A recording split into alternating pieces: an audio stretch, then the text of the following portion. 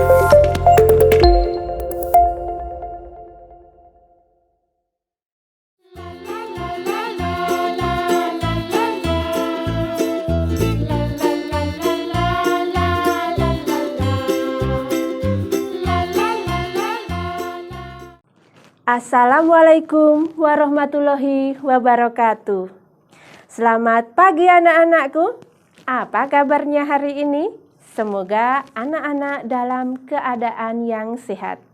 Bersama ayah bunda di rumah, mari ibu akan mengajak anak-anak untuk belajar tema 7 peristiwa dalam kehidupan. Subtema 1. Peristiwa kebangsaan masa penjajahan pembelajaran yang kedua. Sebelum kita belajar, marilah kita berdoa terlebih dahulu.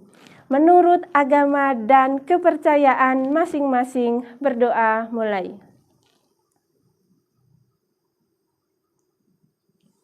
Selesai. Tujuan pembelajaran yang akan kita capai adalah 1. Dengan membaca teks, peserta didik dapat mengidentifikasi dan membandingkan peristiwa-peristiwa penting pada masa pemerintahan kolonial Inggris dan Belanda dengan tepat. Yang kedua, dengan membaca teks, peserta didik dapat menjelaskan perubahan wujud benda padat, cair, dan gas.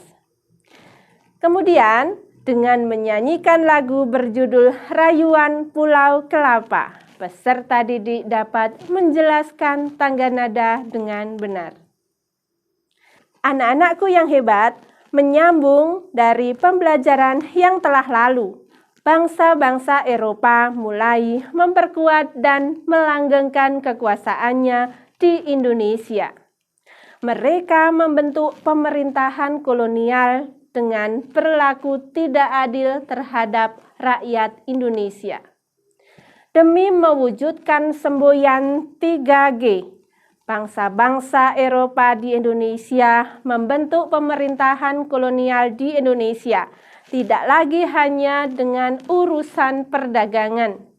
Pemerintahan kolonial yang mereka bentuk semata-mata hanya untuk melanggengkan dan memperluas kekuasaan mereka terhadap bangsa Indonesia. Penderitaan rakyat Indonesia pun semakin bertambah. Pemerintah kolonial melakukan penindasan-penindasan dengan membuat peraturan dan program kerja yang hanya menguntungkan mereka sendiri, seperti kerja paksa, tanam paksa, dan lain sebagainya. Bagaimanakah pemerintah kolonial di Indonesia terbentuk?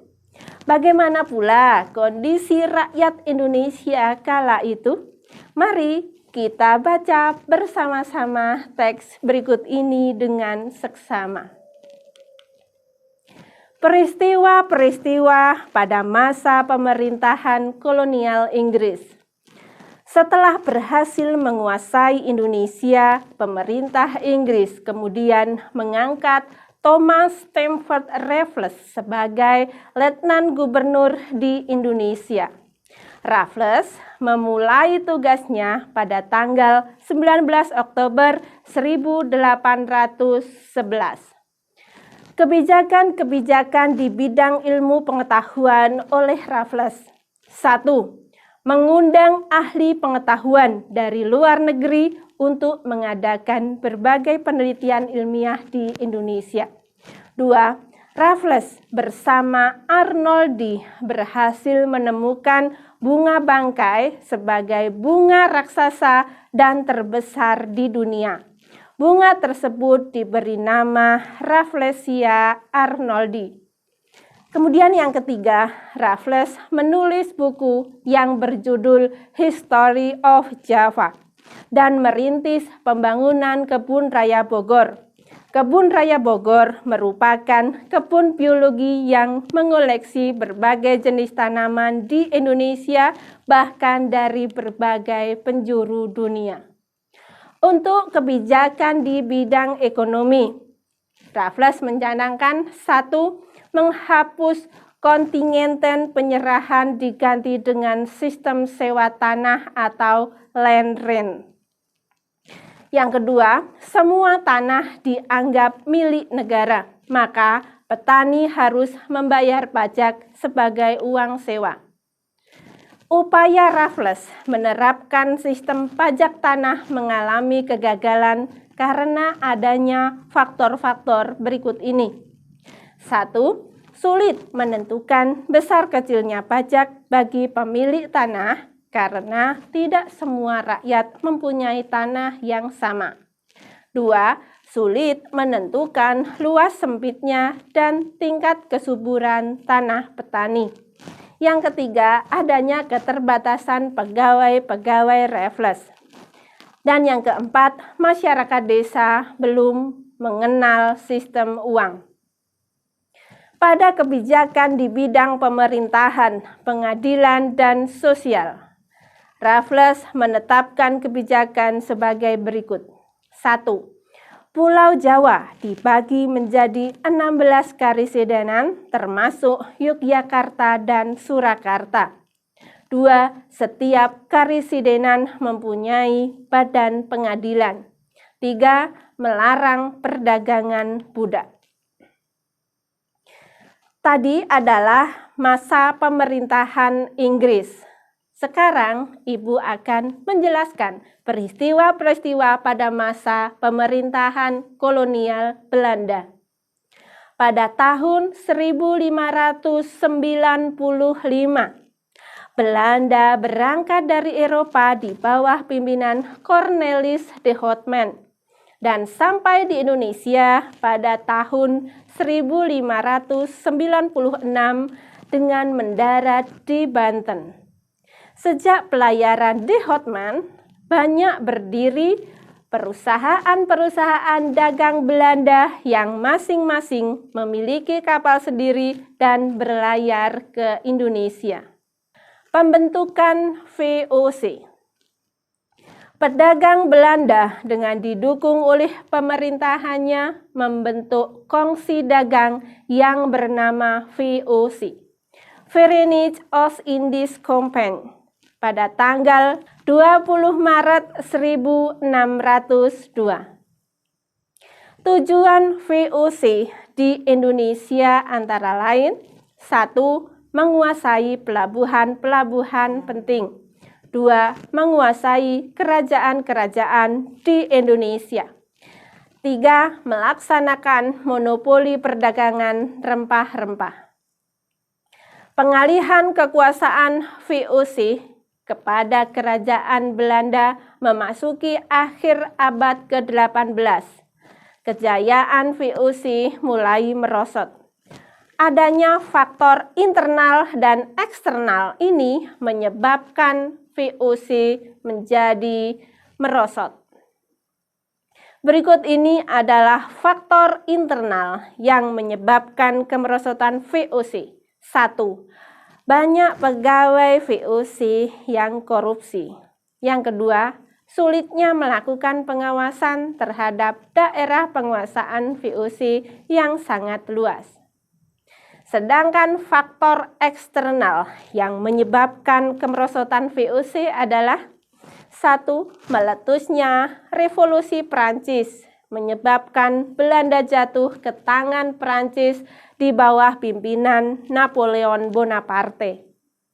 Yang kedua, penentangan oleh rakyat Indonesia terhadap VOC dalam bentuk peperangan yang banyak menyedot biaya dan tenaga.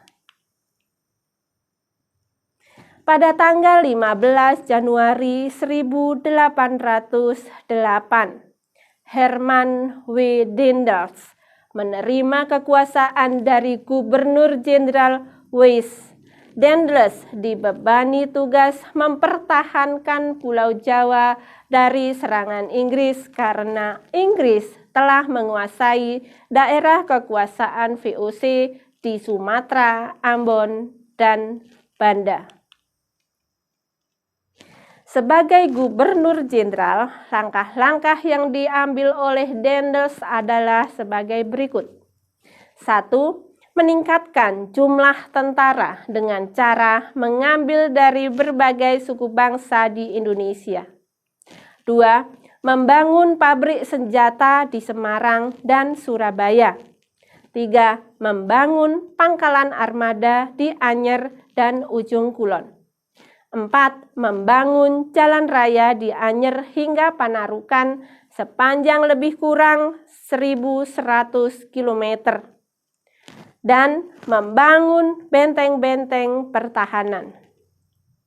Daendels menerapkan sistem kerja paksa atau kerja rodi. Daendels juga melakukan berbagai usaha untuk mengumpulkan dana dalam menghadapi Inggris, antara lain dengan mengadakan penyerahan hasil bumi, memaksa rakyat menjual hasil buminya kepada pemerintah Belanda dengan harga murah. Kemudian, pemerintah juga mewajibkan rakyat Priangan untuk menanam kopi dan menjual tanah-tanah. Anak-anakku yang hebat, setelah mempelajari pemerintah kolonial Inggris dan juga pemerintah kolonial Belanda sebagai lembar jawab yang pertama, lengkapilah tabel berikut ini. Bedakan pemerintahan kolonial Inggris dan Belanda dalam aspek 1. Siapakah tokoh yang paling terkenal pada masa pemerintahan di Indonesia? Anak-anak bisa mengisi pada kolom pemerintahan kolonial Inggris siapa, kemudian pemerintahan Belanda siapa. Dan selanjutnya ada 5 pertanyaan sebagai berikut.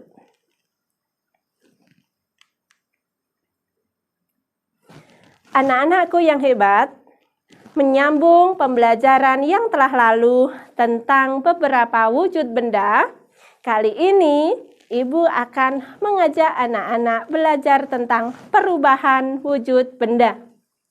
Benda-benda di sekitar kita memiliki sifat dan ciri yang unik. Dengan memahami sifat-sifat benda, kita dapat mempelajari fenomena alam yang terjadi di sekitar kita dengan baik. Dengan memahami sifat benda, kalian tahu apa yang akan kalian lakukan ketika kalian berada di sungai, di laut, ataupun di danau. Dengan mengetahui sifat benda, kalian tahu apa yang akan kalian lakukan untuk mengubah bentuk benda-benda tersebut. Meskipun hanya 3 wujud benda, tetapi ketiganya dapat mengalami perubahan wujud dengan cara yang berbeda. Perubahan wujud benda disebabkan oleh lingkungan yang berubah. Misalnya suhu lingkungan yang menjadi panas atau dingin. Perubahan wujud suatu benda yang terjadi antara lain adalah peristiwa membeku, mencair, menguap, mengembun, atau menyublim. Membeku merupakan perubahan wujud benda cair menjadi benda padat. Perubahan ini terjadi karena suhu di lingkungan menjadi dingin. Benda cair akan membeku jika suhunya di bawah 0 derajat Celcius. Perubahan air menjadi es merupakan salah satu peristiwa yang sering kita jumpai sehari-hari. Kemudian mencair merupakan perubahan wujud benda padat menjadi benda cair akibat suhu yang panas. Beberapa peristiwa di sekitar kalian mudah kalian temui untuk menunjukkan peristiwa ini. Salah satunya ialah es yang mencair. Kemudian menguap merupakan perubahan wujud benda cair menjadi benda gas. Peristiwa ini mudah dijumpai ketika ada kegiatan masak-memasak. Pada saat air dipanaskan di atas api kompor, dalam beberapa saat air akan mendidih. Peristiwa mendidih adalah contoh terjadinya penguapan atau perubahan dari benda cair ke benda gas. Dan pada saat yang sama terjadi pengurangan volume air di dalam wadah tersebut. Anak-anakku yang hebat, setelah mempelajari perubahan wujud benda, padat, cair, dan gas untuk lembar kerja yang kedua, anak-anak buatlah poster dari ketiga peristiwa perubahan wujud benda di atas. Gunakan alat-alat membuat poster, berikan warna yang menarik untuk poster tersebut, dan kumpulkan pada guru kalian. Anak-anak yang hebat, masih ingatkan dengan lagu Rayuan Pulau Kelapa? Ayo kita bernyanyi bersama-sama.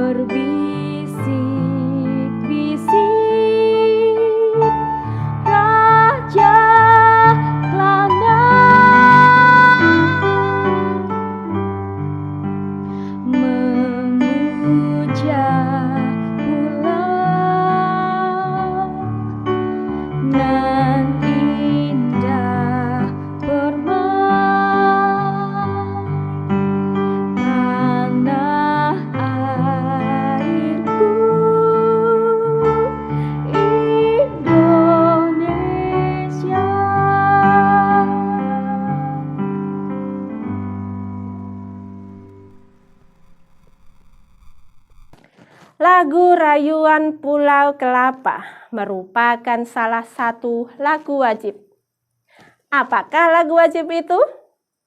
Lagu wajib adalah lagu yang wajib dipelajari oleh siswa dalam rangka menanamkan rasa cinta tanah air, menghargai jasa para pahlawan, dan membakar semangat perjuangan agar selalu menyala. Ciri-ciri lagu wajib antara lain: 1. Lirik lagu wajib bertujuan untuk menanamkan sikap cinta tanah air, kepahlawanan, nasionalisme, serta rela berkorban demi bangsa dan negara. Yang kedua, biasanya lagu wajib menggunakan irama yang penuh semangat atau berupa himne. Yang ketiga, lagu-lagu wajib diajarkan, dipelajari, dan dihayati sesuai dengan maksud dan tujuan yang terkandung di dalamnya. Untuk tugas lembar kerja yang ketiga, anak-anakku menyanyilah lagu Rayuan Pulau Kelapa seperti contoh tadi. Kirimkan melalui pesan suara kepada Bapak Ibu guru kalian. Baiklah anak-anakku, hari ini kita sudah belajar mengidentifikasi dan membandingkan peristiwa penting pada masa pemerintahan kolonial Inggris dan Belanda, serta menjelaskan perubahan wujud benda padat, cair, dan gas. Anak-anak juga sudah bisa menyanyikan lagu rayuan Pulau Kelapa. Demikianlah pembelajaran kita pada hari ini. Semangat belajar bersama ayah, bunda, atau wali anak-anak yang ada di rumah. Sampai jumpa di pembelajaran selanjutnya. Tetap setia pada channel For Good Secang, channel pendidikan kebanggaan kita. Wassalamualaikum warahmatullahi wabarakatuh.